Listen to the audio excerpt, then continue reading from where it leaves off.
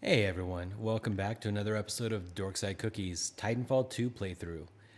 And today or in this episode, we're going to be talking about voting with your dollars. And this is a concept that I like games that I don't buy, right? I also buy games that I don't play. I know it's weird. I've bought a couple different games. Are you saying you really do that? I really do that. I really do You that. buy games. Wait, did you say you buy games you don't like? No. Oh, by the way, I just because we are technically supposed to be doing a playthrough here. Yeah. You finally get like some key story here, Okay. and you just got. I think it was just now. I might be totally off base. You got one part about like we're doing something great here, and you always know that's a lead up to like we're terrible people working on terrible things. And I think you also got a part from like the military leader of the IMC being like,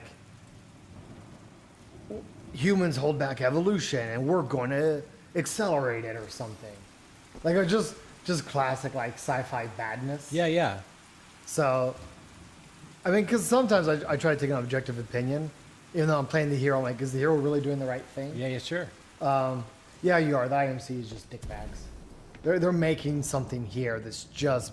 And Major Anderson was trying to like figure out what it was they were making here. Okay. That's kind of like what's going on right now.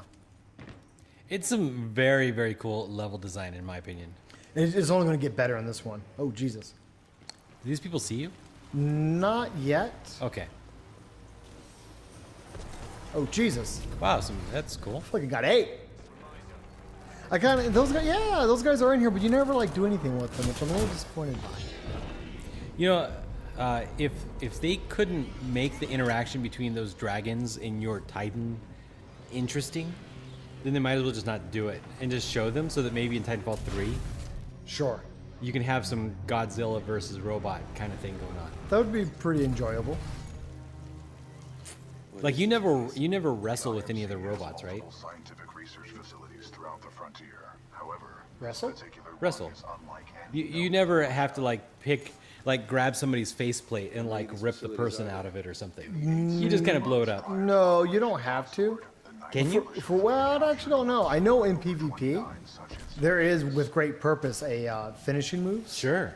And when you get the guy, so you kind of don't see it here, and I kill everything so fast. When you deplete their health, you get like these hash marks on their health bar. That's them in their doomed state. And I mean, it means a few different things, I guess.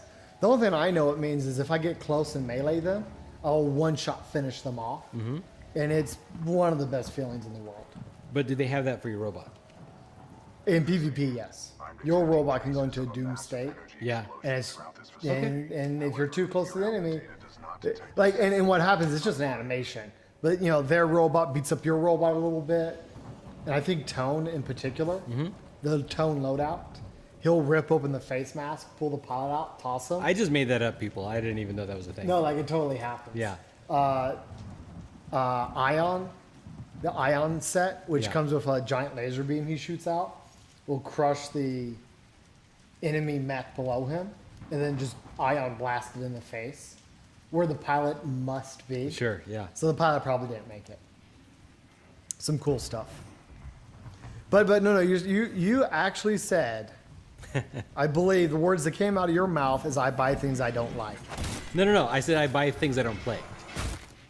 Oh, well, no, that's called Steam. Everybody has that. So maybe I'm just doing it, I think, with a little bit more purpose than a lot of people do. Okay. If I'm going to buy It's games... called Steam Summer Sale. If I'm going to buy games I don't play anyways, I might as well buy games from a developer that I'm like, oh, they have that same game that I really, really liked on PC on Steam. I realize it's the same thing, but now it's part of my account instead of just the Kickstarter individual PC download that I have to like save the file everywhere. Sure. And if I can spend $4 and I permanently have access to World of Goo, okay. So now I own World of Goo 2 times.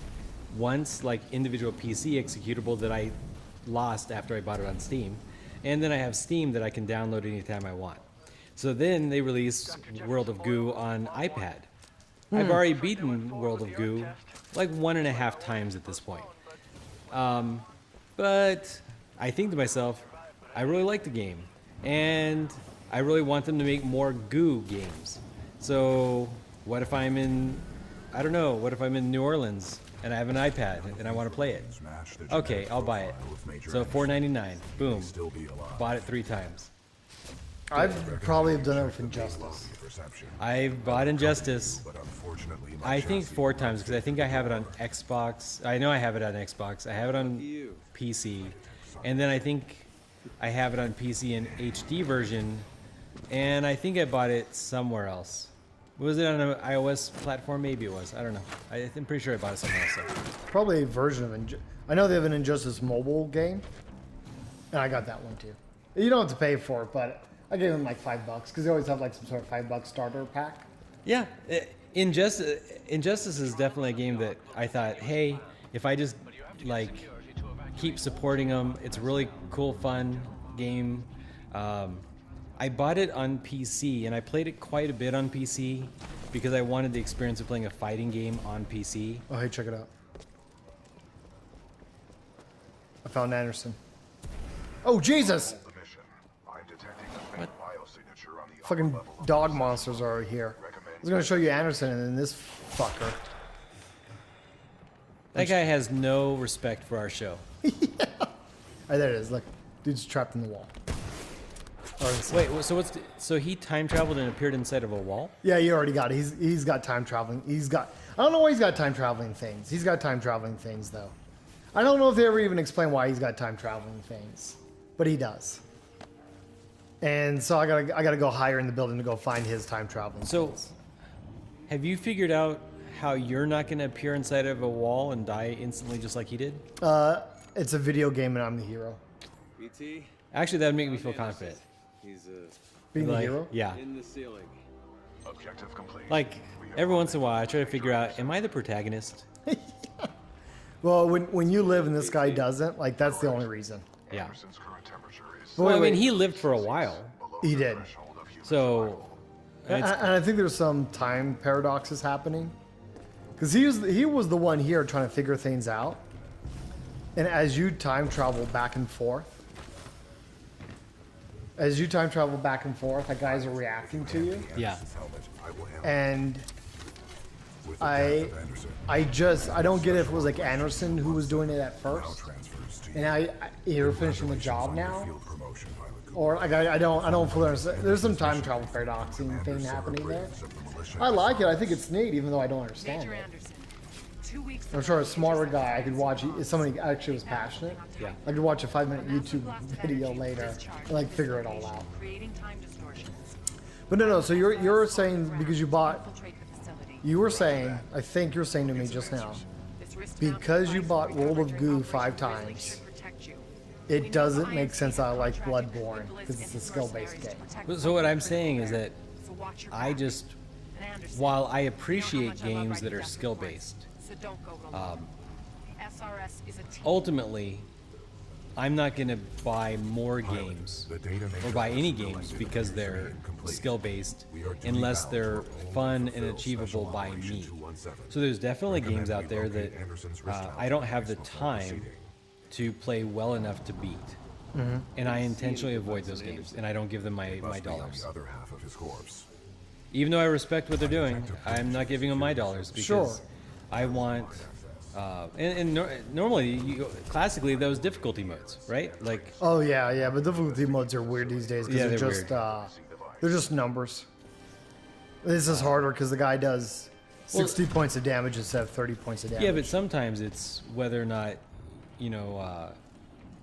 there's a save game or not, or Yeah, right. So there's different types, but the majority of the time it's just numbers.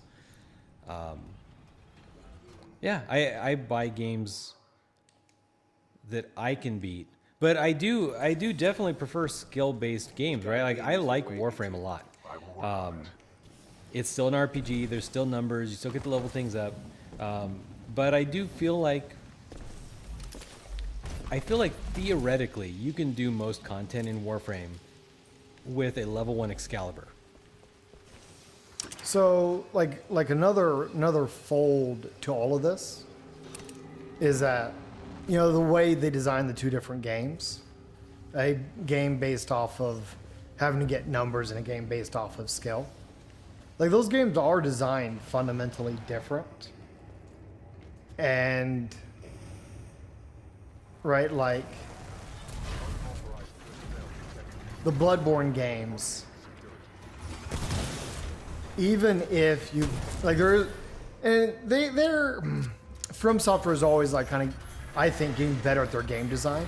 Because if you compare Bloodborne to their first Demon Souls game, it's completely different. Not completely different, but you can tell the parts that they figured out weren't necessarily working so well, and then did differently next time. Yeah. And oh no, and like a huge part of it is in Bloodborne. There's no amount of armor you're going to equip, and truthfully, there's no amount of health. Like, if you leveled up 100 times and just kept adding health to yourself, Yeah. you're not going to add enough health to be able to just walk forward and win the game. Like, there's still a component of skill there you're going to have to get. It's just, instead of only being able to be hit twice, you can now get hit 5 times. Sure. Which, depending on the boss, can be a big deal. Having just that much extra breathing room. Whereas Star Wars: The Old Republic, like, since it's all numbers and not, oh no, these guys are driving me nuts because they blow up. Sure. And if I manage the situation, which clearly I'm doing, managing the situation wrong, I'm too close when they die and blow up. It's fine. I can get through this. I've done it before. But in Knights of the Old Republic, like, getting the better gear is not allowing me to survive better. It just feels like I won't be allowed to ever beat it if I don't get the better gear. But if you have that gear, you can't just walk forward. That's true. But there's other components I've noticed that, like, just typical design components. Sure. I kind of keep mentioning the word action. Like, I like Guild Wars so much because it was an action RPG, which really meant they incorporated dodge rolling into the game. Like Dungeons and Dragons. Dungeons and Dragons? Yeah. Dungeons and Dragons Online has shield mechanics and dodge mechanics. Did they always have that? It always did, yeah. I don't feel like I remember that very well. No. I'm sorry, Neverwinter. Not. Oh, okay. Well, no, DDO totally was skill based. DDO was totally only skill based, but I don't think people understood that it was skill based, so they just didn't realize. Did it have dodge rolling and shield mechanics? Totally.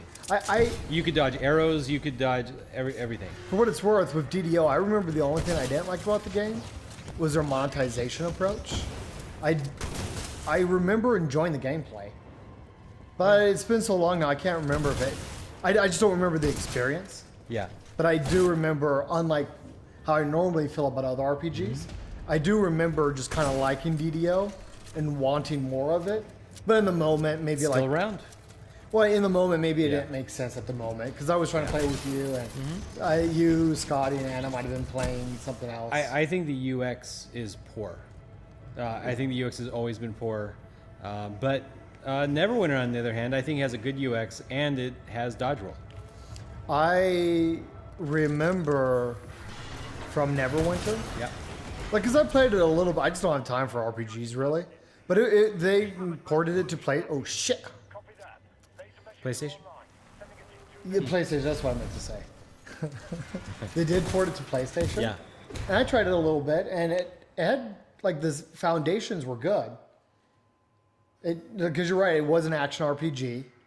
It did have dodge rolls, and your skills and the resource management was if your skill was off a cooldown, not whether or not you had enough mana or whatever.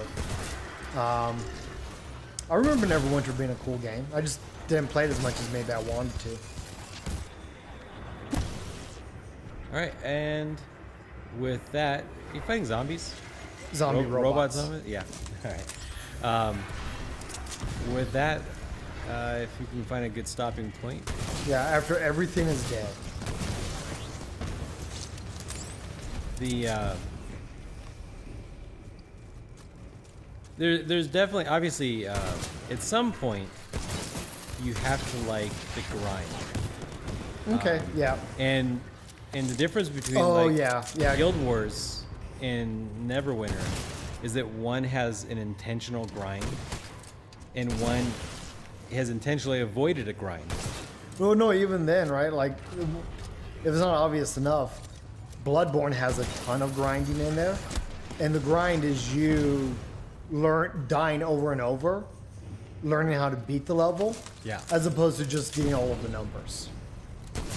So there's still a distinct grindy. Sure. Effectively, there's always going to be some sort of grind. Yeah, yeah, yeah. Whether it be chasing numbers or chasing your own personal skill. So that's like really fair if you're like, yeah, but Bloodborne still has a grind.